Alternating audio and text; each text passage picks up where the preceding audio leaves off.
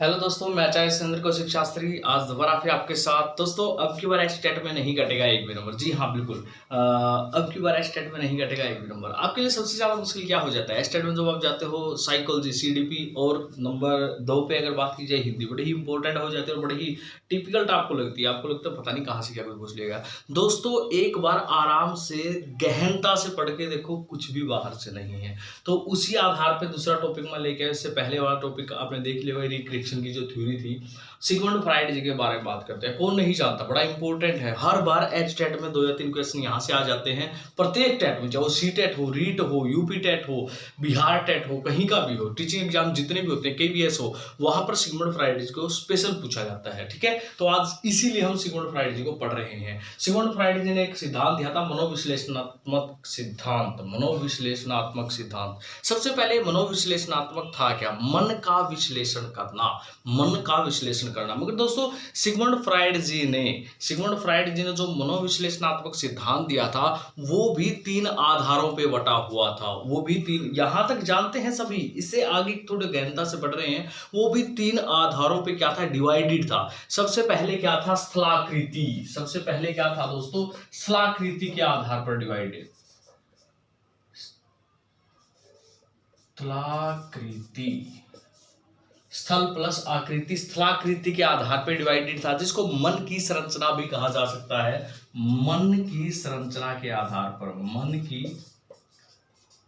संरचना, स्थलाकृति या मन की संरचना के आधार पर, कि मन की अगर संरचना की जाए तो कितने तरीके से हो सकती है, मन की संरचना को किस किस आधार पर बांटा जा सकता है।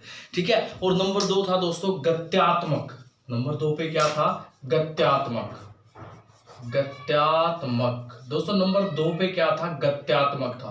अब गत्यात्मक में क्या था मैं आपको बता दूं। गत्यात्मक संरचना में दोस्तों व्यक्तित्व जो संरचना थी ना, व्यक्ति की जो व्यक्तित्व होता है, पर्सनैलिटी होती है, उसकी संरचना के आधार पर डिवाइडेड किया गया था। गत्यात्मक संरचना बोल दें या फिर हम क्या बोल दें? व्यक्तित्व संरचना बोलते हैं। ठीक है, और नंबर 3 जो इसने आधार माना था दोस्तों, वो तो सभी को पता ही है, उसके क्वेश्चन कई बार आ चुके हैं। मनोलैंगिक विकास, मनोलैंगिक विकास, मनोलैंगिक विकास। नंबर 3 क्या था दोस्तों? मनोलैंगिक विकास, जिसको काम प्रवृत्ति भी कहा जा सकता है। काम प्रवृत्ति। ये सिगमंड फ्राइड जी प्रसिद्ध ही इसकी वजह से हुए हैं ज्यादातर तो, मगर इसके तीनों के 3 आधार जो है हर बार एग्जाम में पूछे जाते हैं, और इसीलिए हम कंफ्यूज हैं, क्योंकि हम इसको ब्रीफली नहीं पढ़ पाते, हम बस मोटा मोटा पढ़ के छोड़ देते हैं। चलो दोस्तों आज बात करते हैं जो मन की संरचना थी। दोस्तों मन की संरचना जो इन्होंने बताई है, मन की संरचना को 3 स्टेप में डिवाइड कर दिया। मन की संरचना कौन सी दोस्तों? सबसे पहला इन्होंने स्टेप बताया चेतन अवस्था। मन की चेतन अवस्था कौन सी दोस्तों? चेतन अवस्था। और नंबर 2 पे इन्होंने बताया अर्ध चेतन अवस्था।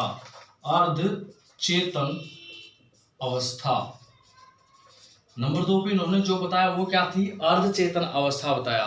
दोस्तों नंबर 3 पे जो अवस्था आई थी वो थी अचेतन अवस्था। सिगमंड फ्राइड जी ने जो बताया मन की अवस्था का तीसरा जो पार्ट था वो क्या थी? अचेतन अवस्था। तो दोस्तों इन्होंने मन को जो था ना, मन की संरचना को जो था ना, 3 स्टेपों में डिवाइड कर दिया था। चेतन, अर्धचेतन और अचेतन अवस्था। चेतन किसको बोलते हैं दोस्तों? चेतन बोलते हैं जब व्यक्ति सब कुछ जानता है, सब कुछ समझता है, पूरे होशो हवास में होता है, वो उसकी चेतन अवस्था होती है। थोड़ा सा मैं आपको बता दूं, ये स्पेशल एक अलग से वीडियो भी बनाई जाएगी चेतन और अचेतन की।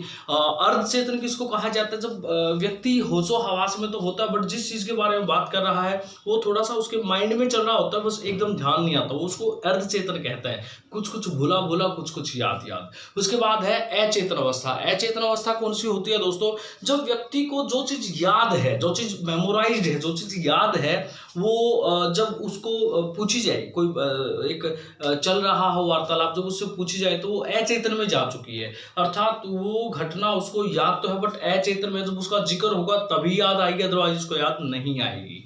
ठीक है, अदरवाइज उसको याद नहीं आएगी। अब बात थी गद्यात्मक संरचना क्या थी, इसको दोस्तों ब्रीफली भी पढ़ेंगे। पहले हम 3 आधार बता रहे हैं, फिर इसकी अलग अलग से एक वीडियो आपके सामने लेके आई जाएगी। अगर थोड़ा सा भी डाउट हो वो सारा क्लियर हो जाएगा। अब व्यक्तित्व संरचना जो उन्होंने बताई, उन्होंने कहा एक तो आईडी, इड, ठीक है, इड को हम इदम कह सकते हैं हिंदी में, इदम। इदम के बाद उन्होंने जो दूसरा स्टेप बताया इसका, वो क्या बताया, अहम। ध्यान दें, व्यक्तित्व संरचना अर्थात गद्यात्मक की बात कर रहे हैं, इदम अहम। दूसरी अवस्था क्या बताई, अहम, अहम अवस्था। अहम को इंग्लिश में आप ईगो बोलते हो, ईगो, ठीक है, और एक बोलते हो सुपर ईगो। जो तीसरी अवस्था थी वो क्या थी, परम अहम, परम अहम, परम अहम, अर्थात जिसको आप सुपर ईगो बोलते हो, सुपर ईगो। गद्यात्मक जो संरचना थी, अर्थात जिसको मैं कहूं कि व्यक्तित्व जो संरचना थी दोस्तों, उसको सिगमंड फ्राइड जी ने 3 स्टेपों में डिवाइड कर दिया था, इदम, अहम और परा अहम, इदम, अहम और परा अहम। अब बात करते हैं मनोलैंगिक जो सिद्धांत था, जो मनोलैंगिक सिद्धांत है, मनोविश्लेषणात्मक सिद्धांत था, जिसको मनोलैंगिक के आधार पे जो इन्होंने बांटा था, जिसको हम काम प्रवृत्ति बोलते हैं दोस्तों, उसकी इन्होंने 5 अवस्थाएं बताई थी। काम प्रवृत्ति की कितनी अवस्थाएं बताई थी, 5 अवस्थाएं। सबसे पहले जो अवस्था थी दोस्तों, उसको ध्यान से सुनो, मुखीय अवस्था। कौन सी अवस्था थी, मुखीय अवस्था, जिसको मुख वाली अवस्था भी कहते हैं, मुखीय। मुखीय का मतलब मुख्य अवस्था नहीं है यहाँ पर, मुखीय अर्थात मुख की जो अवस्था है, ठीक है, उसको हम इसीलिए मुखीय अवस्था कहते हैं। अब उसके बाद जो दूसरे नंबर पे इन्होंने बताई थी वो थी गुदीय अवस्था। दूसरे नंबर पे जो बताई थी वो क्या बताई थी साथियों, गुदीय अवस्था, गुदीय अवस्था। तो ध्यान से सुनना, गुदीय अवस्था नंबर 2 पे। नंबर 3 पे जो बताई थी वो बताई थी लैंगिक अवस्था। नंबर 3 पे जो बताई वो क्या थी दोस्तों, नंबर 3 लैंगिक अवस्था, लैंगिक अवस्था। इसको बिल्कुल ध्यान से पढ़ना, कई बार इसकी सीरीज पूछी जाती है दोस्तों, कौन सी अवस्था के बाद कौन सी सीरीज आएगी, सीरीज में लगाता है वो अलग अलग करके देता है, कहता है कि इसको सीरीज में लगाओ, कौन सी अवस्था के बाद कौन सी अवस्था आएगी, ठीक है। लैंगिक के बाद जो थी अदृश्य अवस्था थी दोस्तों, जो चौथे नंबर पे थी वो क्या थी, अदृश्य अवस्था, अदृश्य अवस्था, अदृश्य अवस्था। और लास्ट जो 5वें नंबर पे आई थी, जो इंपॉर्टेंट है, वो क्या है, जननेंद्रिय अवस्था।